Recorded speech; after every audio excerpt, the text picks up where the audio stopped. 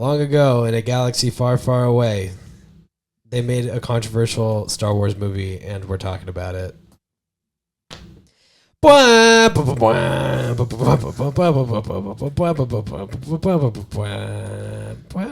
a Star Wars episode.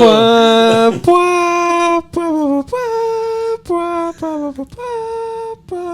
are you going to do if I replace the intro song with that? What are you going to do? Dude, I am okay with it. Welcome to full-time Star Wars fans. No? Okay. Full-time movie fans. It's us.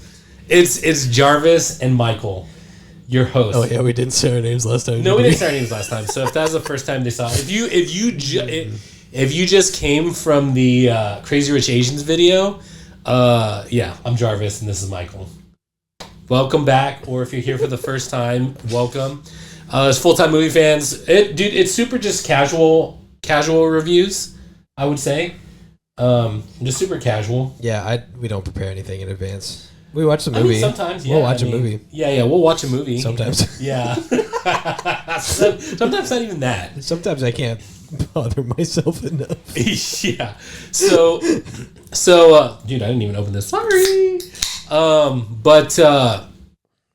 We're doing another Star Wars episode. This is our second Star Wars episode. Yeah. And we are doing this because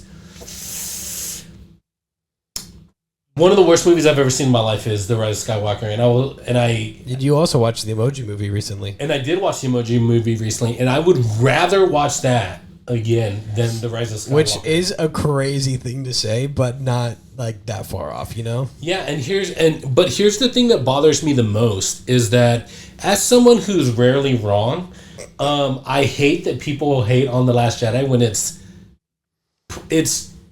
the best of the three movies. And that's not saying much because when you look at it as a whole, it's pretty mid.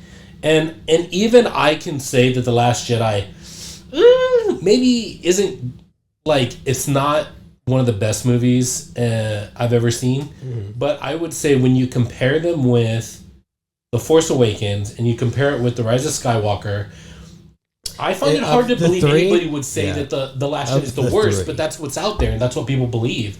And that's just insane to me.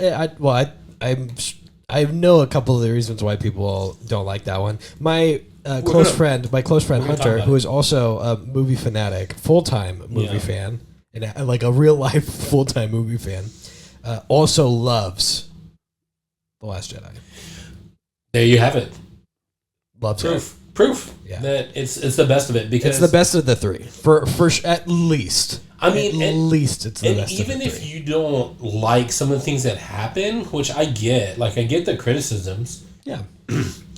But like, if you look at it from objectively speaking, it has the things that a good movie should have. It literally like has the things a good movie. It has character development. It has like it subverts expectations, which a lot of people don't like. I guess you just want to be boring and know what's going to happen in the movie. Like I love that it subverts expectations.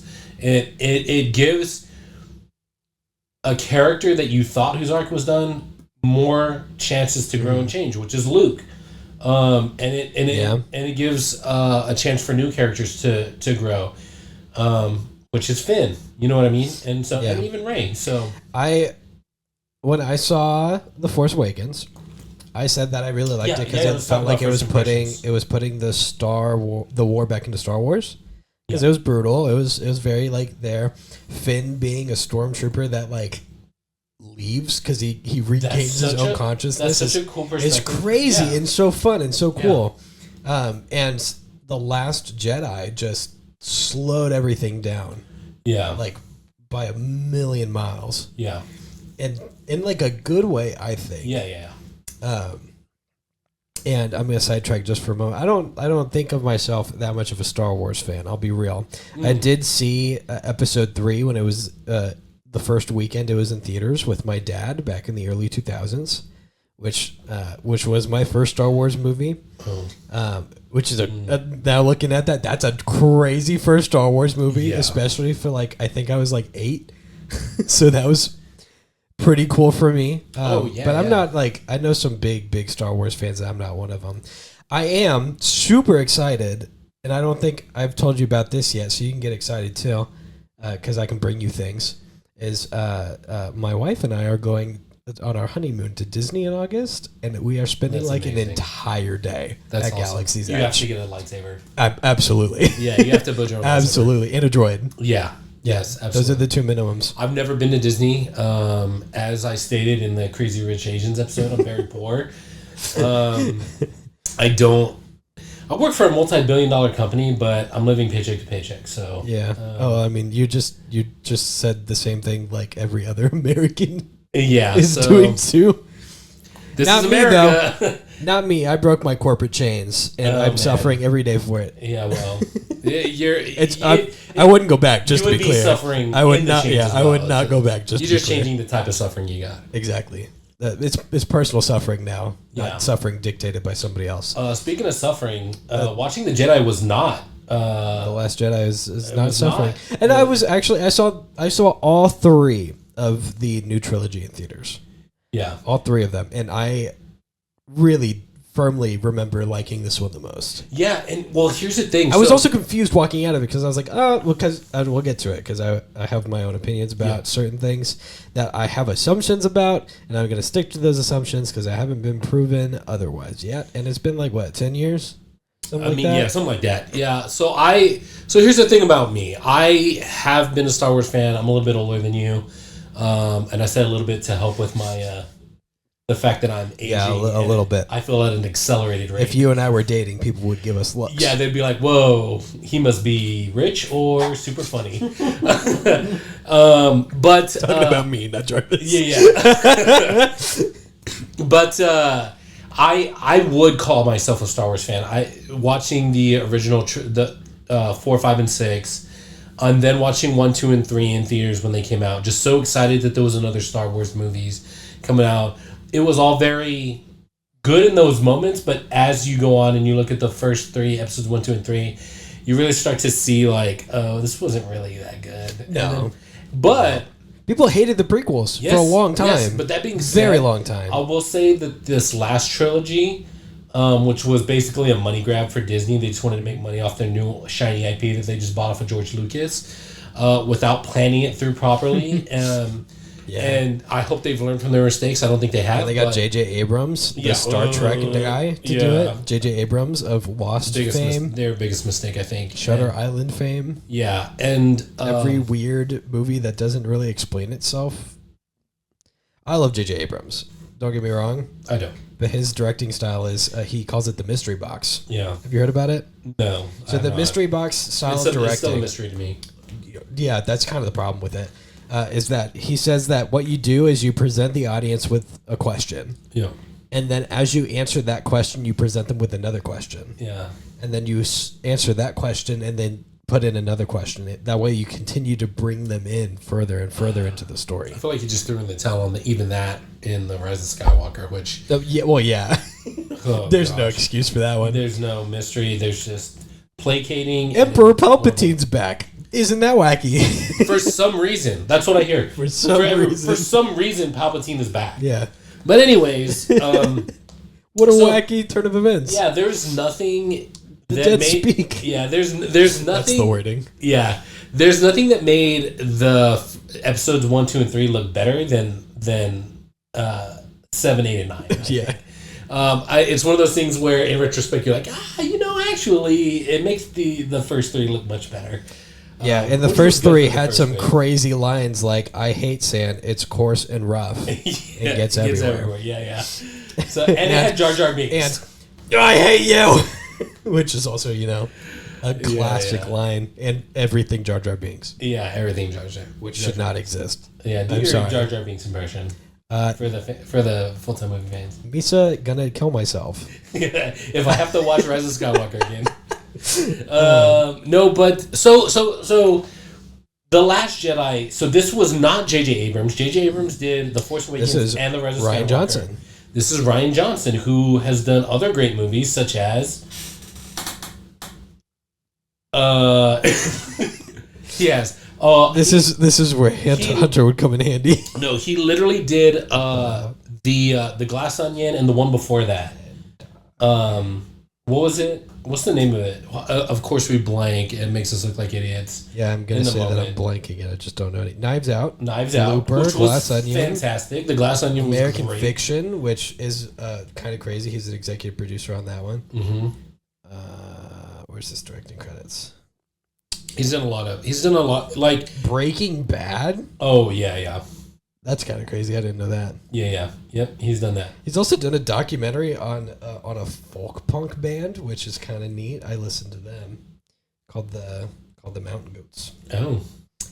Yeah. So some cool stuff. Yeah. So but I think that he's more proven himself as he can create a good story and a good movie. Like Knives Out and The Glass Onion, I love those movies. I think they're so good. I haven't seen either of them.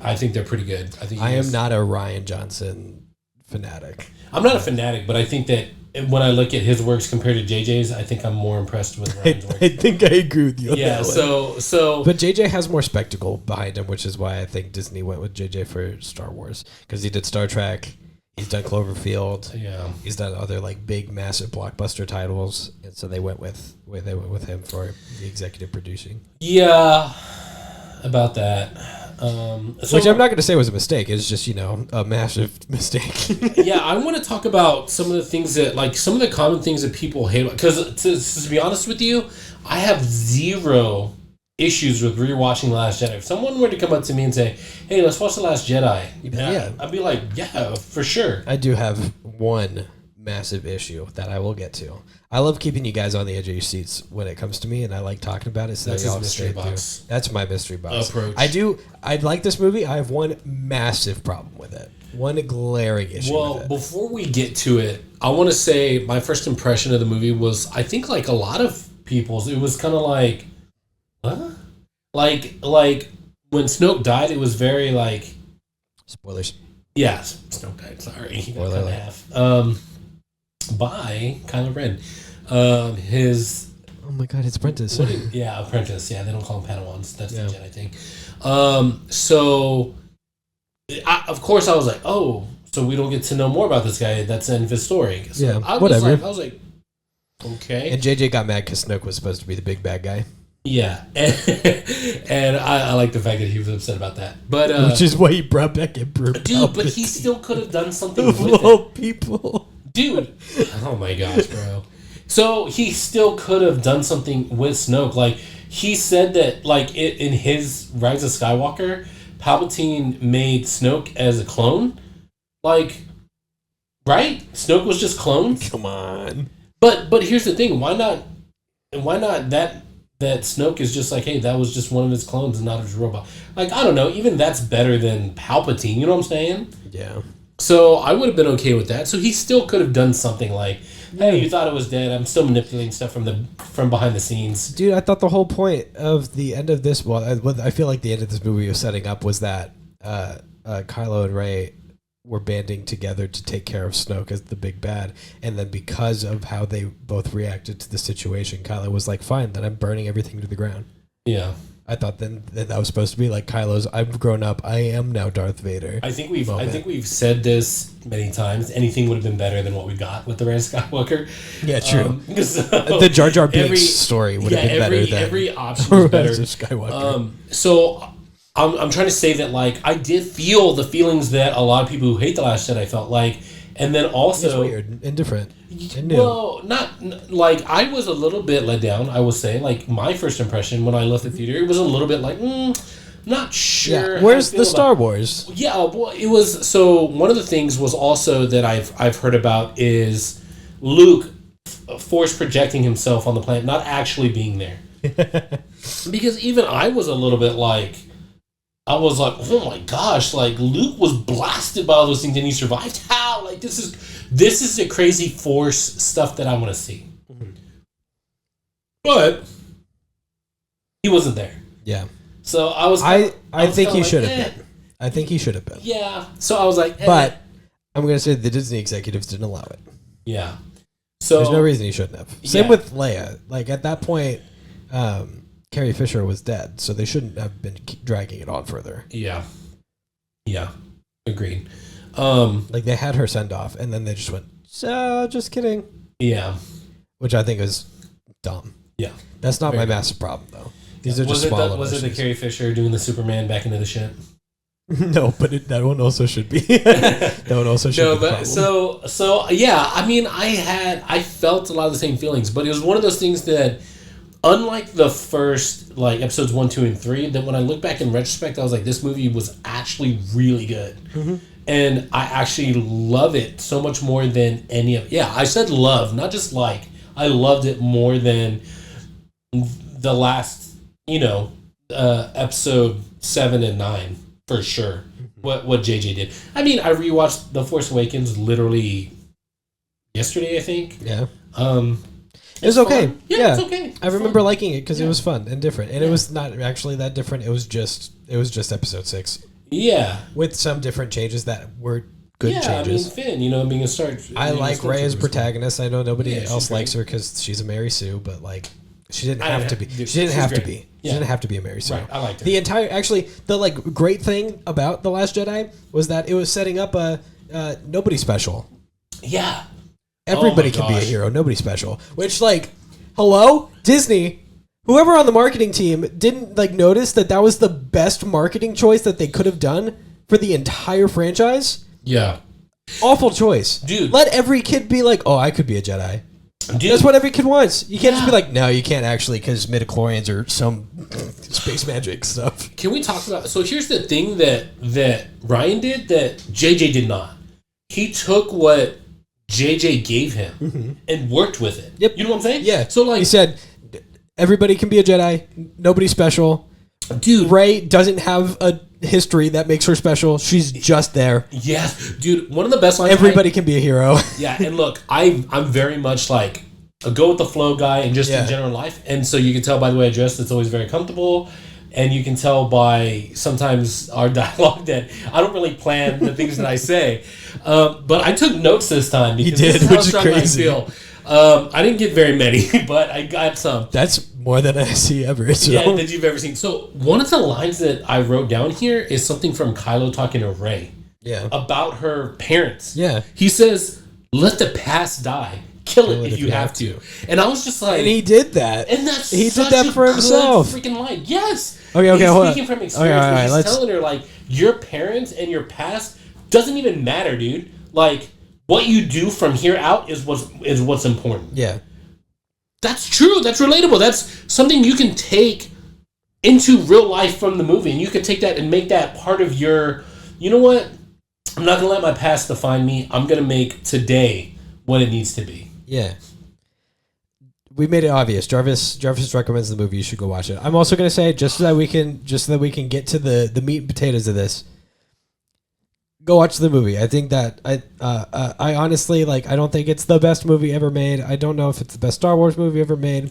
I will say though, what I feel like the direction it was trying to take would have been awesome if it got to do it. Mm-hmm. But so that's where I'm at, and so the potential of the things that Ryan was setting up was awesome. It was. I don't want to sound too crazy, but the sky's the limit. He was setting up so much cool stuff that I just honestly, Ryan Johnson, if we ever get to a point where we can start inviting like Hollywood directors and actors to come on the podcast, Ryan Johnson, I'd love to hear what your episode 9 would have been, because the thought of it just excites me in a way that it's not appropriate to say on the internet in this podcast. You know what I'm saying? Yeah. I would love to hear and pick your brain about what your thought and your vision for it would have been, because we see what you're trying to set up, and we were so just I'm speaking for the both of us because I know this is true for you. We were